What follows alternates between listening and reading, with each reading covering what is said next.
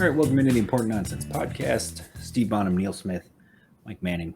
32 teams in 32 days. Today, the Washington Commanders, which still feels like an XFL team. But it really does. I mean, look, we all made fun of it to begin with, but why didn't they just keep Washington football team? It was fine. On a long enough timeline, they went with all the choices that I didn't like because the original name was unacceptable. We spent years calling them the R's, which that would have been fine, frankly. And then they went with Washington football team, which I did not care for, but over the 2 years or whatever it was, it kind of grew on me like a fungus. Yeah. And it's like, this is fine. This is actually fine. WFT is fine. And so then they go with one of the most generic, bad names.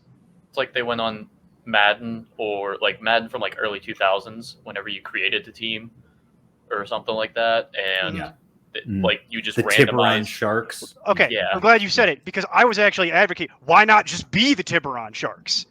I would have actually respected you more if you were going to be the Tiburon Sharks because that would have been amazing. That would have been an amazing choice. Like everybody would have given you. I think people would have been high-fiving. Like, what a great choice! What an amazing name. It's going to be bad. We are pre-recording all these on August 17th. So if any of the information seems out of date or relevant to where you are now, then that would be why. We'll do the catch-up on August 26th live. Come hang out in the chat, ask us your questions. But if you want to ask any questions before then, patreon.com/importantnonsense. Join the Discord, get in on the conversation over there. For the $1 tier, you get in the Discord, ask us your questions, do whatever you want. For the $5 tier, you get literally everything. So projections, rankings, the stat book, betting, all that fun stuff. Who doesn't love to gamble? Also, shop.importantnonsense.com. Get your Jack gear because, come on, help a guy out. Drape yourself in Jack. Drape yourself in Jack. And then everything we do here, 12-team PPR. So again, if you play in any format other than that, you will need to adjust the numbers accordingly. So we start at the top. Carson Wentz bouncing around like a ping pong ball across the entire NFL because nobody wants to hold on to him. Who can blame him, really? What has he shown you that makes you really want to go after Carson Wentz? We talked about it in the Indy show, but Chris Ballard basically worked it so that he was like given extra pieces to get rid of Carson Wentz in one of the most brilliant moves ever. And Washington, as usual, the butt of that joke because that's kind of how they operate. He gets another chance now. Third different team in as many seasons. So that's always good when you're trying to continuously learn new offenses. Went from Philly to Indy to Washington, and we all hate it. And can you really blame us? He is so far removed from being QB2, verge of MVP season, to getting hurt and having his entire legacy stolen by Nick Foles. Yeah. Yeah. That was a long time ago. It's forever ago at this point. Yeah, that was 2016. So long time ago. For those paying attention, it's been stop living in the past, man. Yeah, it was simplify, man. There's been like 2 presidential elections since that happened. Okay, like it's a long time ago. Also, Steve, we talked about this a lot last year. Remember last year when it looked like he was gonna get some time to have his foot looked at finally, and he was gonna sit it down and finally have the surgery, and both you and I were like, great. Clearly the foot's been an issue. Take some time. They said he'd been hurt for like 3 years and playing through it. Yeah, he'd been playing hurt on a broken foot for 3 years. And finally they were like, we're going to shut him down. We're going to fix the foot. And he insisted on playing through it. Right. And immediately our expression changed. And it was just like, no, never mind. Forget it. Forget whatever lingering hope might exist here. If he's going to make that decision, he just, frankly, I think he's got the wrong people telling him at a professional level what to be doing. Because once again now, foot's still an issue, worse situation than what he had in Indy. And we saw what he was able to do in Indy. I have zero confidence in this. No one should have any confidence in this. I have him in tier 8 of quarterback, which is, as we point out, we've done the tiers so many times. That's the tier where I've already said, if you've made it this far down the page and you were waiting on quarterback, you waited too long. Oh yeah. You've waited too long. You've blown past the last signposts. You got problems. This is not something. This should be something that should be readily available on waivers all season. Mm-hmm. Yeah, last season, Wentz had 8 games with less than 200 passing yards. That is the second most in the league, behind only Jalen Hurts, and that's because they ran the ball so much in Philadelphia that Hurts didn't have to pass the ball for 200 yards. He ran for 100 yards easy, so Right. Carson Wentz isn't doing that. He just has those odd turnovers where he's like being tackled and like tosses it to a defensive lineman or something out of nowhere because he's trying to make a play when you just got to eat the sack. So if you're looking at this offense, not odd because of the play itself, but odd because of what the hell are you thinking? Yes, that is exactly why. But if you're looking at the offenses between Indy and Washington, they're both run-centric offenses that focused on the backfields more than anything else, and they have an alpha wide receiver. I don't know how you see any real upside. Obviously, training camp reports have been horrible about Carson Wentz. Mm-hmm. There's even debates worse than you could expect. Yeah, there's people that want to have Sam Howell come out and start a game, which is crazy, but Carson Wentz just not looking good. I don't know if it's just got some bad juju on him or something, but he's in his head. Something like that. I think it's what we just said. He's learning his third playbook in 3 years. Yep. And he's dealing with a foot that it's hurt him now for 4 or 5 years. And he's pressing way too hard to try and get back to relevance, when probably what was the smart thing to do was last year, or even the year prior, have the surgery, sit it down, get your head right, get a real opportunity, and try and restart your career that way. He didn't do any of that, which is why I've alleged, I don't know who's giving him this advice, but I don't necessarily think they have his best interest at heart. And behind that, you would think, you mentioned Sam Howell, and for those who are actually looking at the screen, you'll notice that Sam Howell is the third string quarterback, technically. And that's because Taylor Heineke is terrible. I'm tired of hearing about Taylor Heineke. Taylor Heineke is a liability. It's because they know what they have in Taylor Heineke. Yeah, he's bad. Taylor Heineke is the game manager if your defense is good enough to carry you to the playoffs, and it isn't anymore. Nope. So it's what do we have in Howell? Because if he's not the guy, we need to find the guy next season. That's what it is. And Neil, I'm right there with you. I've got Wentz in my tier 8. I've mentioned it before, but tier 5 is the upside. Tier 6 is the solid floor. Yep. Tier 7 is 6 feet under, and then tier 8 is hell. But even in tier 7, at least you way might get down. something from the bedrock. Yeah. Tier 8 is like, no, you've gone through the bedrock and into hell, which is what you're done. You've dug too far. You've gone all the way through Yeah. and broken into another realm. You're approaching the center of the earth. Let's literally downgrade every position around Wentz on offense and expect him to do any better. Right. Yeah, right. Mm-hmm. And again, you'll notice a theme. Last year, Carson Wentz played bad enough that he cratered out all but one skill position player on the team. And I think you'll notice a theme as we go through this. Yeah. Antonio Gibson has failed to live up to the hype surrounding him after the strong finish to his rookie campaign. Now is reportedly running with the special teams after fumbling in the team's first preseason game. And that was from yesterday. He was running with the special teams. But also, in addition to running with the special teams, later in the day, he was also running with the first team offense. Yeah. What the hell is Ron Rivera doing? I don't even know what he's doing over there. J.D. McKissic also came back. Remember that brief 5 minutes when he signed with Buffalo? And then he was like, nah, never mind, I'm back. Because his agent apparently got a deal for him to go back to Washington and just texted him, never mind, Buffalo's out, we're back in Washington. And he said, cool. That was it. That was the whole story. I'm pretty sure it's the same amount of money and everything. Yeah, it was the same deal, but instead of being Duke Johnson in Buffalo, he's J.D. McKissic again in Washington. Adding on to all of this complication and aggravation, they drafted Brian Robinson in the 3rd round, who graded out horribly from me. He had to land in the perfect situation for me to have any interest in him at all, and this is not it. So he adds to an entire cluster on this offense. And again, I have always been an Antonio Gibson fan.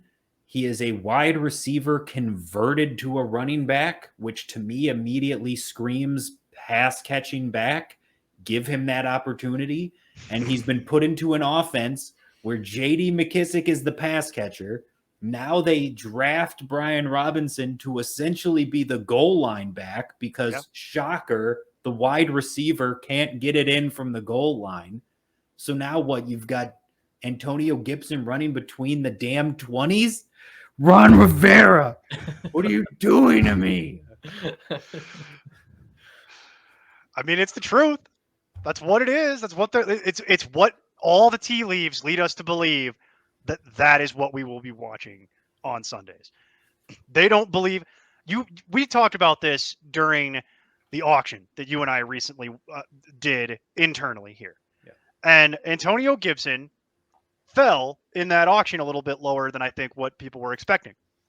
And the general consensus is no one on our staff hates Antonio Gibson, I don't think. But we all hate how much Washington appears to hate Antonio Gibson. And that is the relevant thing for fantasy. Washington appears to just not really believe in him. They seem to be a little freaked out by some of the injuries. I'm not really an Antonio Gibson believer or apologist, but I don't hate him as much as Washington does. And that becomes the issue, though, very quickly.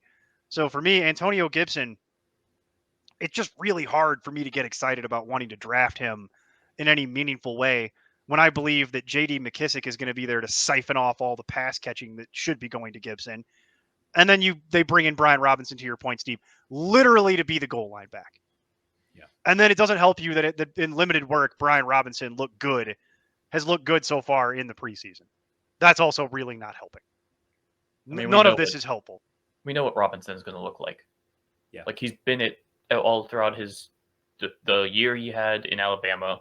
He was a standard, not flashy, but he's going to get the tough yards running back. Yes, I refer to that as a plotter, Mike. Yes. He's a plotter. So, I mean, it's just I didn't have any excitement about Brian Robinson coming into the draft process. No. I didn't understand it. He's old. He's not exactly the most athletic. Like he's no discernible traits that's like actually very good.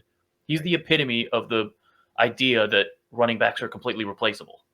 Yes. Because there's 100 of him available. But if you're looking at this, it's Gibson's a talented player, but he seems to be doing the little things wrong, like ball security, like pass protection, like getting in at the goal line. Things that are usually easy for staying, like things that'll get players on the field, he's doing poorly at. So whenever he is on the field, he's actually good. He has talent, obviously, but if the coaching staff hates him and doesn't give him the touches, as we say in fantasy all the time, opportunities are key. They are king. Mm-hmm. You can't get an opportunity if the coaching staff hates you. Yeah, you can't get an opportunity from the bench. That's really what it is. So he's going ahead of guys like, well, as of right now, at least, I'm sure his ADP is going to drop as this preseason keeps going. Yeah. This just nightmare of an offseason he's been having. But he's going ahead of guys like Travis Etienne, Breece Hall. I would easily take both of them over him. Oh, yeah, not close. Yeah. So last year, part of what this is too, Antonio Gibson had 6 fumbles. That led all running backs in the NFL in fumbles. So the ball security. And then he comes out in the first preseason game and fumbles. So that's not great when you're fighting to keep your job, essentially. But again, he had 258 rush attempts last season in 16 games. The next highest on the team was Jarrett Patterson with 68. So he was basically 200 rush attempts ahead of everyone else. And remember, in his rookie season, he was only able to play in 14 games because he was dealing with a foot injury. He was able to play through a similar injury last season, but I think part of the committee approach is the idea that they want to use Gibson, but putting all this on him, making him a full workload back, seems to be breaking down his body aggressively.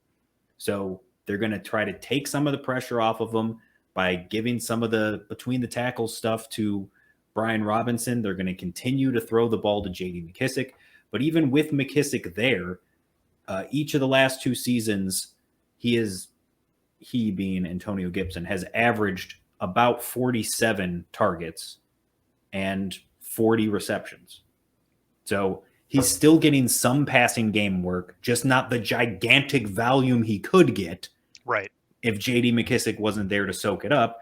And then he had 7 rushing touchdowns last season. But again, he had 11 the year before that. And now you bring in Brian Robinson to siphon off what little goal line work he was able to get on a team that is going to be bad.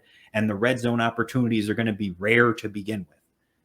So all signs point to regression for Antonio Gibson, which again, to me, I just hope he lands in the right situation after he's finally done with his contract here. That's basically what we're hoping for. So I think we all agree on that. Antonio Gibson is not getting another deal in Washington, but he probably will get another NFL opportunity somewhere, and we wish him well wherever that may be. But as it relates to this draft, Steve, you've got him at 24, so the literal back end of RB2. I'm the lowest. I just don't want the headache.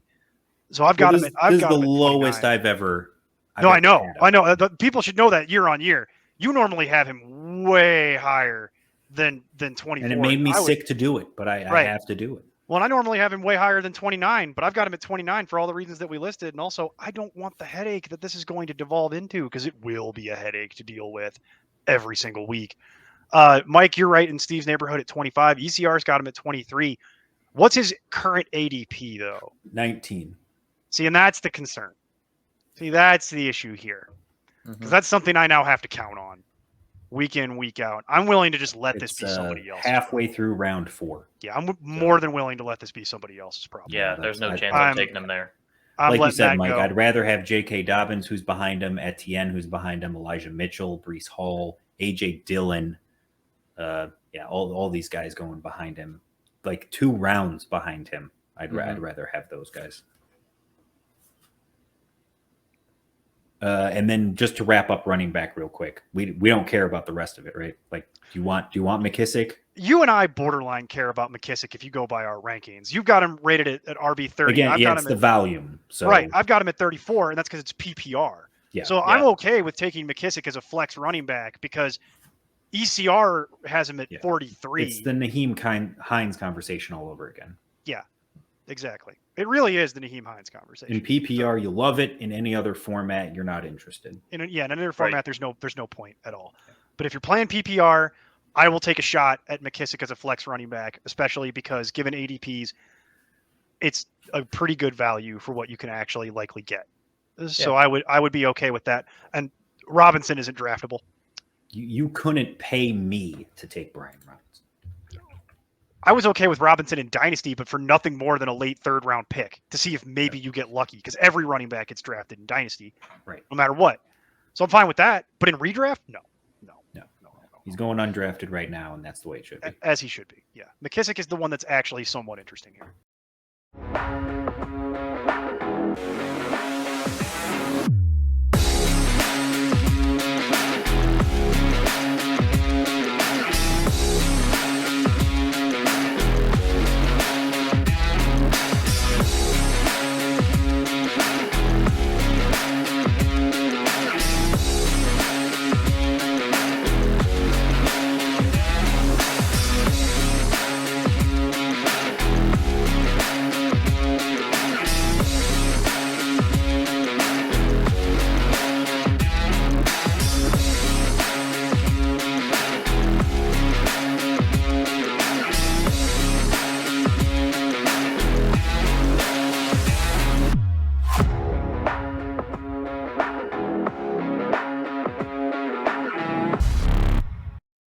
All right, wide receiver.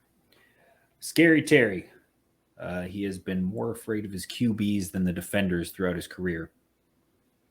Very true. And he hopes Wentz can release McLaurin from QB purgatory. So, I don't know. Probably not. No. That's really what it is. This is Allen Robinson 2.0, right? It's just the curse of just constantly having a horrible QB play. Remember how we were so excited for that very brief time with Fitzmagic? Oh man, I missed that. what The a optimism. Quarters. The could have optimism. been. Yeah. Just Fitzmagic hucking it up down the field for McLaurin, not even just eyes closed. Oh God, put it in my veins. What could have been? Life has a way of being very disappointing, and that's a good example. Yep, pretty much. Well, because instead of that, we got Taylor Heineke. So And the reason why Terry McLaurin got a concussion last year is directly Taylor Heineke's fault. He did 100%. that to Terry McLaurin. I've watched that play a million times.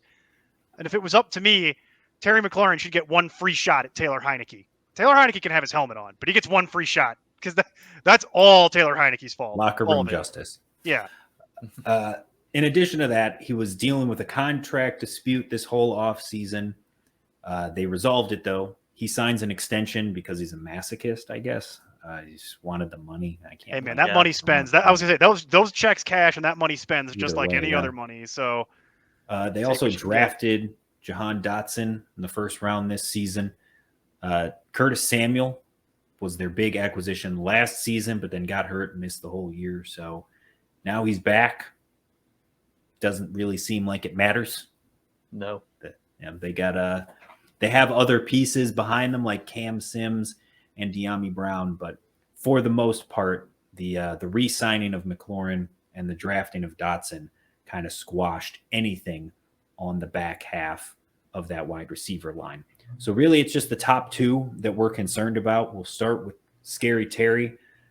We all have him in the top 20, including the ECR, and he's going currently at wide receiver 16. It's a little more rich than what any of us have, but I mean, it's basically in line with what we're talking about. I guess it just depends on your draft room, right? yeah. And there are a lot less. Normally, Terry McLaurin was one of the ones that there's always somebody who really wanted to get it. And this year, I haven't been noticing that as much. I think he's been going pretty much right on time, right on schedule, right where the ECR has him, right where we pretty much have him. Everybody seems to just kind of have consensus here.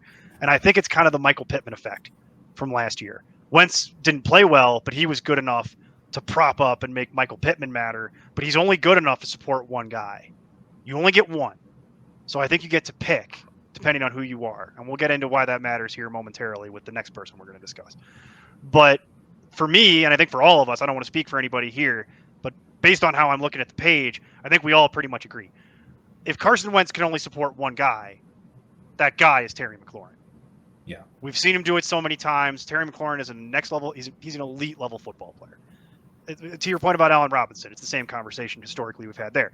Can you imagine what he could do if he had anything above replacement level at quarterback to throw him the ball? Well, he's not going to get that, but he should still be good enough to be in the top 20. I personally am not worried about him as some sort of injury risk or anything. He should still see all the volume. He should command the offense. He's their best player because he's competing against the ghost of Curtis Samuel and a rookie and a second-year player in De'Ami Brown who, like, that's nothing. So it's wheels up for me on Terry. I'm not afraid of it. It's going to be ugly. Don't watch the games is my advice. We don't normally say that. Normally you should watch the games and not just read the box score, except in this case. Don't watch any of these games and just enjoy the points in the box score from Terry McLaurin. Yeah, McLaurin sat there and had back-to-back 1,000-yard seasons with the just dumpster fire of quarterback situation he has had throughout his entire career, as we've said. And Pittman was a good fantasy asset last year. The difference is Pittman was a lot cheaper last year than McLaurin is this year, Right. just because they know McLaurin's done it before, even with the QB garbage. So that's what I think. I'm not going to have too much McLaurin, but as we've said, our rankings are all pretty similar, as well as with the ECR. as well as with his ADP. There's not too much of a difference in between those. If you wanted to pick McLaurin as your guy in that range, go right ahead. Wentz is a better quarterback than Taylor Heineke. So, hooray. Is he? Yes, but not by enough. I don't know. Let's talk about Jahan Dotson. This is the elephant in the room, I think. So he was a bit of a surprise going as early as he did, but he is a great route runner, one of the better ones in the class. He could take over as the wide receiver too, pretty much immediately. What's interesting with this as well, I mentioned the contract dispute with Terry McLaurin, basically sat out all of voluntary OTAs, and then Carson Wentz came in, brand new team, trying to learn a brand new offense. So again, normally when he would sit out those voluntary camps, he came in, he worked with the rookies and the younger guys. So while Terry McLaurin wasn't there, sitting out at home, he was getting a lot of one-on-one connection time with Jahan Dotson. Does it mean anything? No, Carson Wentz is terrible. It's just a narrative if you want to take that route and you want to look for something positive to spin on it there. But Dotson showed flashes. I had him in my top 10 at wide receiver for sure. Not sure about overall. I'd have to double check it. But like you said, Mike, one of the better route runners in the class. So I thought he would be a mid-second round pick. The fact that Washington took him in the first is just another step in their mismanagement, but it is what it is. They got their guy, I guess. The talent, I don't think, lives up to the round there, but I still think he's going to be okay. He'll be a serviceable NFL wide receiver. And to me, I've got him projected at 52, ranked at 55. That's about where I feel comfortable with him. He's got a little bit of upside, and yeah, I'll take him late in my draft and feel okay about it with him sitting on my bench for most of the season. What's an ADP for Dotson right now? Wide receiver 66 in the 15th round. So Okay. Going in the same round as a defense, essentially. Yeah. You know what? He's your last player. That's fine. Yeah. That's fine. Because the hype train can be misleading, because if you go and just... I was worried that the hype train, like you, I was watching Twitter and I was like, oh my God, he's got to be going in the 10th round like Drake London. And had to be. No, he's going almost undrafted. Yeah, if you spend any amount of time on Twitter or on NFL Reddit or anything like that, they will not shut up about Jahan Dotson. And it's like, hey, that's cool that you like him, and I get that, but I'm very adamant about this point. Carson Wentz can only support one fantasy relevant wide receiver, at least in the recent term. He's not going to be able to have a functioning slot week in, week out and keep Terry McLaurin healthy. So one of two things is going to happen.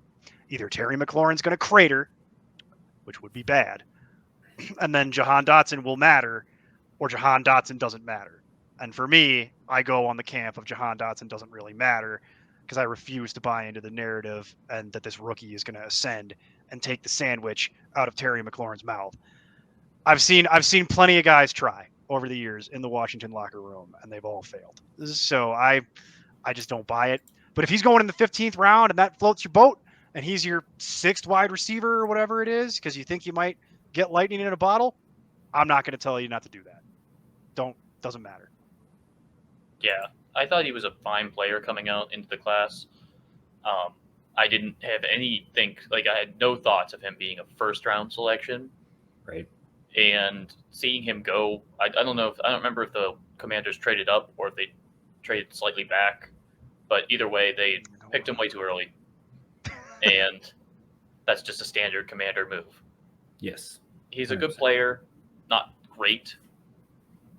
So if you're sitting there and like Zach Pascal had a couple games last year that were like, oh, if you started him, you actually weren't mad. I don't know why you would have started him, but like if you did, desperation. Yeah, yeah.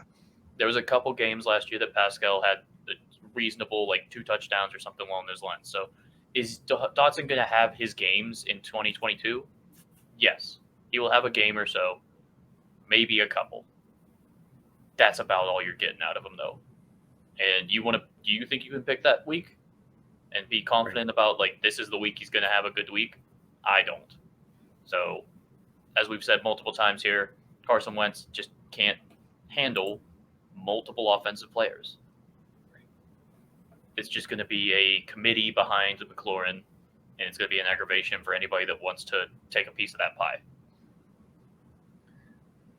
Like the way I have it too, I've got 122 targets for McLaurin and 96 for Dotson, with the two of them closer together. My whole reasoning and logic kind of behind it is just, like you said, last season, 129 targets for Michael Pittman, clear-cut wide receiver one, dominated the room. You had 69 for Zach Pascal, and then he only caught 38 of them, so 55% catch rate. So is that because Zach Pascal is bad? Probably. But is that also because Carson Wentz can't get him the ball accurately? Probably. Two things can be true simultaneously. Yeah, it's probably a little bit of both there. And then also just he spread the ball around to so many different guys, including two tight ends, including Ashton Dulin, including Paris Campbell, the few games that he played. Like, there were so many different people that got involved in that Indy offense just because outside of Michael Pittman, nobody else was really worthy of targets on a regular basis. So here I'm just thinking, if you just top load effectively all the targets, because those two guys are so much better than everyone else behind them, that it gets at least a little closer to being relevant. But yeah, Jahan Dotson's biggest, I don't want to say goal, but his easiest path to being fantasy relevant is Terry McLaurin goes down. And then all of a sudden he's the one guy that Carson Wentz can rely on week in and week out, and then he's a top 30 wide receiver. Yeah. And I but think that's one thing outside of that, that's it. Were thinking about when McLaurin was having the contract dispute was there's a possibility he's going to get traded. Yeah. Mm-hmm. So Dotson was like, "Oh, let's go ahead and try and sneak Dotson," with the idea that maybe McLaurin's going to be gone and Dotson's the number one. Okay, well, he signed an extension, so that just shoots that down completely. Yep, 100%.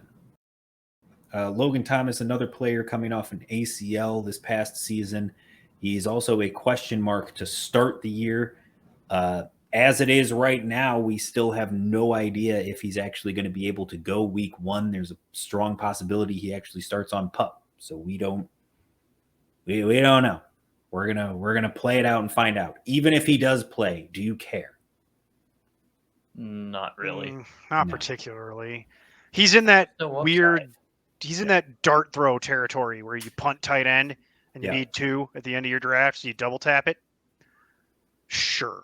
If that's one of the ones you came back with, fine. Particularly if you have an IR slot too.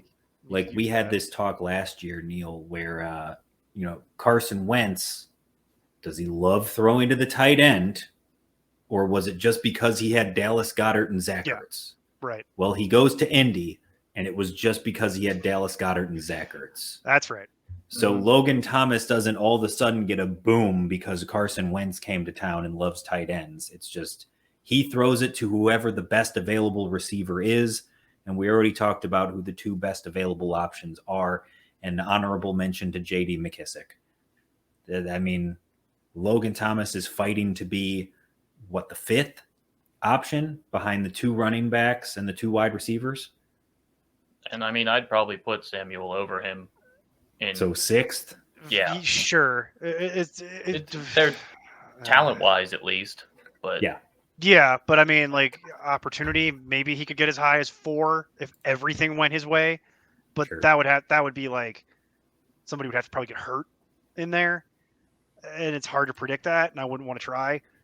Plus, we don't even know how many games Logan Thomas is going to play to the original point that was being made. Yeah. So, which is why he finds him. He should not be drafted. Probably not. He's in that 20s range where it's like, I mean, you could probably just pick him up off the waiver wire. He's going undrafted right now. He's going at tight end 27. So yeah, sure. Pick him up off the waiver wire. He's a guy I would pick up for streaming and be okay with it. But yeah, he should not be drafted. Or if you have an IR slot in your league or something and you want to pick him up and then move him to the IR slot if he starts on PUP and then see what you get. Sure, do that. I mean, but he doesn't. The days of Logan Thomas, the conversation of Logan Thomas, borderline top 5 tight end. No, we're well past that. Defense and kicker. For NFL purposes, they are legally required to have a defense and kicker. But for fantasy purposes, look elsewhere. And that's it. That's it. Remember when Washington had like a really good defense for like that like half that a season? single season? For that one season they had a really good defense. Chase Young's rookie year or whatever. I think people might remember that and then still think that it's like that and That hasn't has been some that kind of way in a relevance. while. Yeah, no. There is none. Nope. All right. Well, we have gone A to Z except for one large omission. So tomorrow we will be back with the Cleveland Browns. Until then, keep up the nonsense. I'm Tim Kitzer from NBA Jam and NFL Blitz, and you can find all the guys at ImportantNonsense.com.